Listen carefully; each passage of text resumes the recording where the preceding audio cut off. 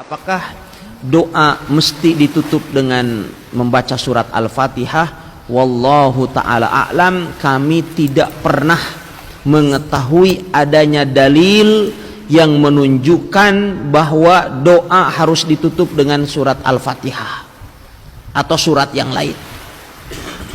Sebagian orang ya mengawali doa atau mengakhiri doa dengan membaca surat Al-Fatihah atau hanya sekedar mengirim Al-Fatihah. Al-Fatihah ya disebutkan, dikirim. Adakah amalan tersebut dilakukan oleh Nabi alaihi salatu wasallam? Maka kita tidak mengatakan bahwa itu bid'ah, tetapi kita hanya mengatakan minta tolong kepada saudara-saudara kita yang mengamalkannya untuk menyebutkan dalilnya kepada kami agar kami juga bisa mengamalkannya jikalau ada dalilnya. Matur sekelangkung Ustadz, Masya Allah sampean tidak santunah, tidak mau menyebut apa yang kami lakukan itu dengan istilah bid'ah, hanya mengatakan tidak pernah dilakukan oleh Nabi. Ya itu mah ujung-ujungnya sama Ustadz, tapi nggak apa-apa. Begini Ustadz, saya salah seorang yang selalu menutup doa itu dengan surat Al-Fatihah. Pertanyaannya kenapa? Itu kami lakukan karena memanfaatkan perintah Allah di dalam surah Al-Ma'idah ayat 36 untuk meminta wasilah secara umum. Ya ayyuhalladzina amanu taqullaha wabtaghu ilaihil wasilah, wahai orang-orang yang beriman, bertakwalah kalian kepada Allah dan carilah wasilah atau jalan untuk mendekatkan diri kepada Allah Subhanahu wa taala. Oleh karena itu, sebelum kami menutupnya dengan Fatihah, kami senantiasa berdoa begini, Rabbana taqabbal minna du'aana bisiril Fatihah. Ya Allah, terimalah permohonan kami dengan sir dan dengan kemuliaan surat Al-Fatihah. Itu yang kami lakukan.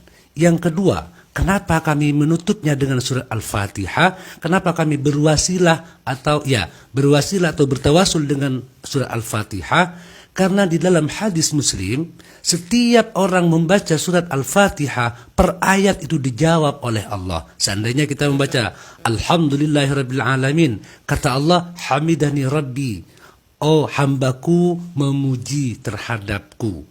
Dan ketika kita sampai kepada bacaan Iyyaka na'budu wa iyyaka nasta'in, ya Allah, hanya kepada Engkau kami menyembah dan hanya kepada Engkau kami memohon pertolongan, Allah jawab lagi, hadza baini wa baina 'abdi wa lahu ma sa'al.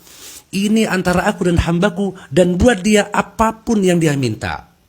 Itu yang kedua. Yang ketiga, masih dalam hadis Muslim, Ibnu Abbas radhiyallahu taala anhu menceritakan, suatu ketika malaikat Jibril sedang duduk bersama Nabi Muhammad sallallahu alaihi wasallam. Tiba-tiba dia mendongakkan kepalanya dan berkatakan kepada Nabi, "Ya Rasulullah, ini ada malaikat turun dan bersalam kepada engkau dan dia berkata kepadamu, Abshir binuraini utitahuma lam yu'tahuma nabiyyun qablak." Berbahagialah engkau Muhammad karena engkau akan diberikan dua cahaya di mana nabi-nabi sebelum kamu tidak ada yang diberi itu. Fatihatil kitab wa khawatimi suratil Baqarah, yaitu surah Al-Fatihah dan penutup surah Al-Baqarah. Lan taqra'a biharfin minhuma illa u'titahu.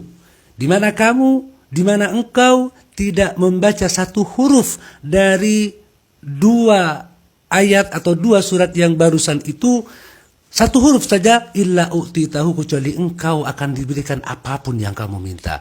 Itu janji Allah di dalam hadis yang disebutkan dalam Sahih Muslim. Itu yang menjadi landasan kami Ustadz. Nah, bagaimana Ustadz? Tadi janji mau melaksanakan itu, jangan sampai ingkar janji. Dan satu lagi Ustadz, biasanya antum bersama teman-teman antum itu kalau menyebut guru-guru antum selalu menyebut, setelah menyebut namanya pasti ada hafizahullah, hafizahullah. Nah, kami belum pernah menemukan landasannya itu. Pernah enggak dilakukan oleh Nabi? Tolong tunjukkan kepada kami dalil itu sehingga kami juga melakukan hal yang sama. Begitu Ustadz, kami tunggu. Salam.